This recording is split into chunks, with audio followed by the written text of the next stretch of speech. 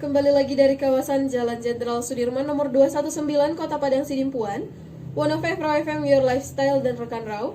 Kembali lagi bersama Nada yang menemani ruang dengar Anda. Kali ini ya masih kita sudah di formasi pukul 20 waktu Indonesia Barat. Di edisi Rabu 12 Agustus 2020 dan seperti biasa setiap hari Rabu kita ada talk show bersama Iyayen Padang Sidimpuan. Dan seperti yang sudah kita informasikan juga melalui sosial media kita, hari ini talk show bersama Iyayen Padang Sidimpuan bersama dengan narasumber kita yang luar biasa sudah hadir di studio Raw FM. Langsung saja kita sapa, ada Bapak Risalan Basri Harahap MA dari Fakultas Syariah dan Ilmu Hukum Iyayen Padang Sidimpuan. Assalamualaikum warahmatullahi wabarakatuh. Selamat malam Bapak. Waalaikumsalam warahmatullahi wabarakatuh. Selamat malam. Iya, gimana kabarnya hari ini Pak? Alhamdulillah baik, luar biasa. Alhamdulillah baik, luar biasa. Begitu juga kita harapkan rekan Raw untuk yang mendengarkan kita malam hari ini dalam keadaan yang baik selalu, dan pastikan untuk bersama kita terus di sini dengarkan talk show malam hari ini. Dan untuk rekan Raw yang ingin bergabung bersama kita seperti biasa di WhatsApp kita 0822 9999 6105. Rekan Raw bisa sampaikan pertanyaannya nanti ya di segmen ketiga seperti biasa, karena kali ini di segmen pertama kita akan bahas mengenai tema malam hari ini adalah boli atau tuhor dan mahar dalam perkawinan. Benar ya Pak? Ya. Baik, mengenai tema malam hari ini boleh langsung saja disampaikan Pak. Untuk pembahasannya silakan Pak. Oke, baik. Assalamualaikum warahmatullahi wabarakatuh. Waalaikumsalam warahmatullahi wabarakatuh. Innal hamdalillah wassalatu wassalamu ala Rasulillah wa ala alihi wa sahbihi wa mawala.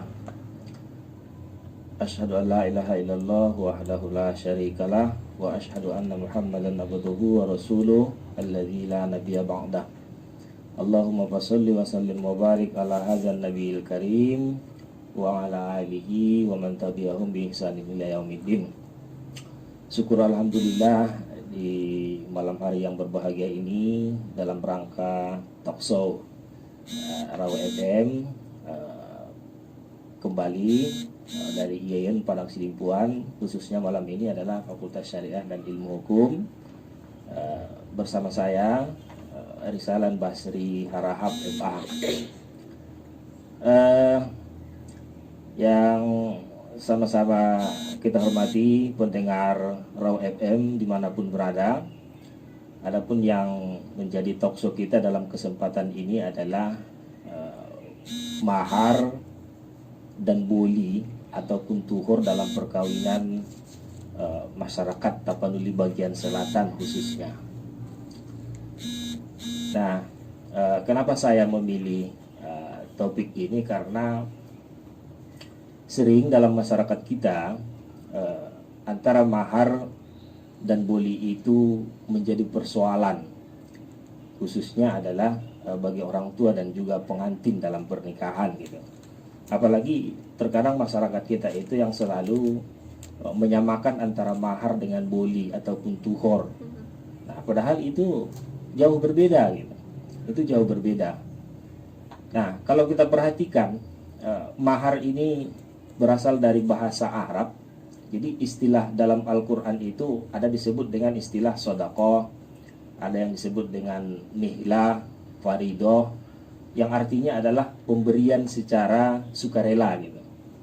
Nah, secara etimologi artinya adalah mas kawin. Sedangkan secara terminologi berarti adalah sebuah pemberian wajib dari calon suami kepada calon istri sebagai ketulusan hatinya, baik ia bentuknya berupa barang ataupun uang atau jasa yang tidak bertentangan dengan Islam, untuk menimbulkan rasa cinta kasih sayang bagi seorang istri kepada calon suaminya. Nah, dalam Al-Quran kalau kita perhatikan istilah mahar itu adalah sodaqoh. Ini di dalam surat An-Nisa ayat 4. A'udzubillahi minasyaitonirrajim. Bismillahirrahmanirrahim. Wa atun nisaa sadaqatihinna nihlah fa inti binalakum an say'im minhu nafsam faquluhu hani'am maria. Berikanlah mas kawin kepada wanita yang kamu nikahi sebagai pemberian dengan penuh kerelaan. Kemudian jika mereka menyerahkan kepada kamu sebahagian dari mas kawin itu dengan senang hati, maka makanlah. pemberian itu sebagai makanan yang sedap lagi baik akibatnya. Nah, itu adalah dasar adanya mahar di dalam Al-Quran. Kemudian ada juga hadis Nabi an Aisyah ta'ala Nabi sallallahu alaihi wasallam qala inna a'jaban nikah barakata aisuruhu maunah wa qala yumnal mar'atil khiffa mahriha wa yusru nikahiha wa husnu hulukiha wa su'muha gola'u mahriha wa usru nikahiha wa su'ul hulukiha. Dari Aisyah bahwa Rasulullah Shallallahu Alaihi Wasallam bersabda, sesungguhnya perkawinan yang besar berkahnya adalah yang paling murah maharnya. Dan sabdanya pula, perempuan yang baik hati adalah yang murah maharnya, memudahkan dalam urusan perkawinannya, dan baik akhlaknya. Sedangkan perempuan yang celaka, yaitu yang maharnya mahal, sulit perkawinannya, dan buruk akhlaknya. Nah, kalau kita perhatikan hadis itu, yaitu mencantumkan kalimat aisaruhu, yang secara bahasa bermakna adalah memudahkan. Berarti bukan murahan gitu.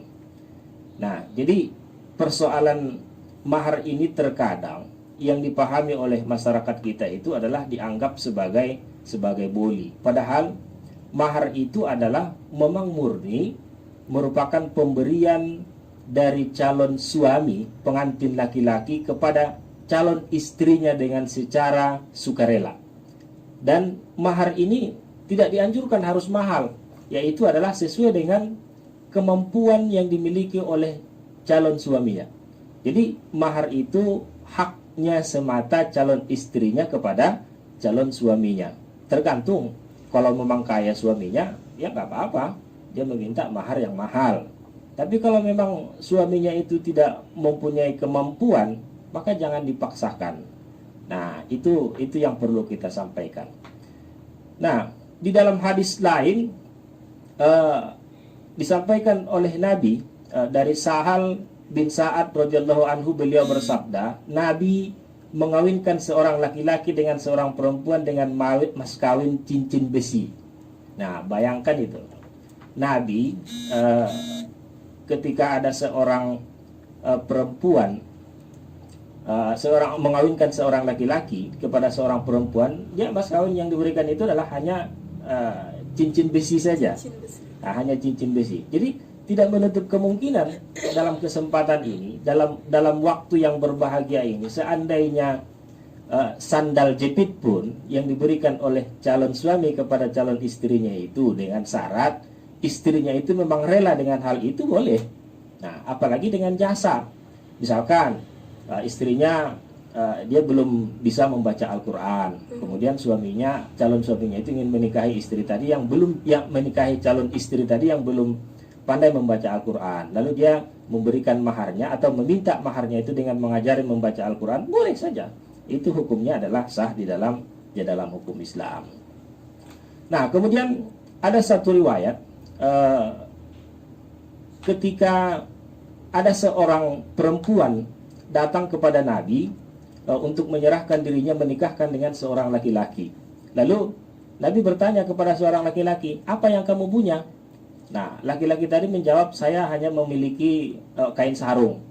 Nah, cari yang lain, jangan kain sarung ini. Kemudian dia tidak mendapatkan apa-apa. Lalu dia bertanya, apa yang dapatmu dari ayat Al-Quran? Dijawab oleh seorang laki-laki ini, saya mendapatkan surat ini, surat itu. Nah, lalu Nabi menikahkannya dengan seorang perempuan itu dengan membacakan, mengajarkan, menghafalkan, mengajarkan dengan surat ayat Al-Quran itu kepada seorang perempuan. Dan itu adalah hukumnya boleh dan sah. Nah, Islam tidak menetapkan jumlah besar kecilnya mahar itu. Oleh karena adanya perbedaan si kaya dengan si miskin, lapang dan sempitnya rezeki, jadi setiap masyarakat mempunyai adat dan tradisi sendiri. Dengan demikian, Islam itu menyerahkan masalah jumlah mahar itu berdasarkan kemampuan masing-masing sesuai dengan kebiasaan yang berlaku di daerahnya masing-masing. Nah, kalau kita perhatikan kompilasi hukum Islam yang mengatur salah satu buku yang mengatur tentang persoalan tentang pernikahan. Di situ pun tidak dibahas secara rinci tentang persoalan mahar. Hanya disebutkan di dalam pasal 32 itu penentuan mahar berdasarkan atas kesederhanaan dan kemudahan yang dianjurkan oleh ajaran Islam. Cuman itu saja. Nah, kemudian kalau kita lihat prinsipnya mahar itu haruslah bermanfaat. Bukanlah sesuatu yang haram dipakai, akan dimiliki atau dikonsumsi. Nah, dalam hal ini calon istri mempunyai hak untuk menilai dan memilihnya. Ini sangat kondisional. Artinya bahwa istri itu adalah harus mengetahui siapa yang sebenarnya dan siapa pula calon suaminya itu. Nah, ada beberapa syarat yang harus diberikan kepada ada beberapa syarat, ada syarat mahar yang harus diberikan itu. Yang pertama adalah mahar yang diberikan itu yaitu adalah harta yang berharga, yaitu tidak sah mahar dengan yang tidak berharga walaupun tidak ada ketentuan banyak atau sedikit maharnya. Mahar yang sedikit akan tetapi bernilai tetap dianggap sah sebagai mahar. Yang kedua adalah barangnya suci dan dapat diambil manfaatnya.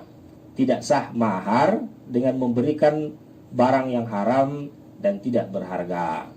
Nah, kemudian barangnya bukan diperoleh dari hasil pencurian atau ghasab. Nah, misalkan ada seorang laki-laki yang ingin menikahi seorang perempuan, kemudian dia membegal dulu atau mencuri dulu, kemudian dia baru memberikan itu kepada istrinya, itu tidak sah. Jadi memberikan mahar dengan hasil curian itu adalah tidak sah. Nah, kemudian barangnya harus jelas dan keadaannya juga harus jelas. Nah, kalau kita perhatikan juga apa hikmah di antaranya adanya mahar itu, yang pertama adalah sebagai salah satu cara untuk mengangkat harkat martabat kaum perempuan. Jadi itu tujuannya, untuk menumbuhkan rasa cinta dan kasih sayang, karena di dalam esensinya dalam pernikahan itu kan itu. Nah, agar muncul kasih sayang di antara kedua belah pihak, antara suami dengan istri. Jadi kira-kira permintaan seorang istri kepada seorang suami dengan cara yang tulus gitu, dan juga pemberian seorang suami kepada istri itu dengan cara yang tulus. Nah, kemudian mahar itu sebagai pegangan istri dan kesenangan hidup. Oleh sebab itulah mahar diberikan mempelai laki-laki kepada mempelai perempuan atas dasar kesepakatan dan keikhlasan kedua belah pihak. Nah, kemudian mahar dapat menjadikan istri berhati ikhlas dan rela menerima kekuasaan suaminya. Seorang perempuan sebelum menikah bebas dalam melakukan aktivitasnya tanpa ada rasa terikat dengan orang lain. Akan tetapi setelah terikat dengan tali perkawinan, maka kebebasan sebelumnya tidak terlepas dari kontrol suaminya. Dan selanjutnya bukti kesungguhan suami dalam memberikan rasa kasih sayang terhadap istrinya. Dan yang kelima adalah sebagai kebolehan untuk melakukan hubungan suami istri. Bahkan kalau di dalam pendapat ulama Syafi'iyah itu, seorang laki-laki yang menikahi seorang perempuan itu, kalau dia belum menyerahkan maharnya itu, maka tidak dibolehkan untuk melakukan hubungan suami istri. Nah, akan tetapi mahar ini bukan termasuk rukun, bukan termasuk syarat, akan tetapi adalah sesuatu yang wajib untuk diberikan calon suami kepada calon istrinya. Apakah mahar itu boleh dengan cara berhutang? Boleh, tidak jadi masalah dengan cara berhutang. Yang penting istrinya itu adalah harus rela, dan suaminya itu adalah tetap wajib untuk membayar hutangnya itu sebagai mahar tadi itu. Nah, baik. Dan kita akan lanjutkan sesaat lagi ya Pak. Kita break dulu. Pastinya pembahasan malam hari ini sangat menarik, rekan Rau. Bisa gabung dan berikan pertanyaannya di 0822 9999 6105. Kita break sebentar, akan kembali saat lagi. Tetap di 105 Raw FM, Your Lifestyle.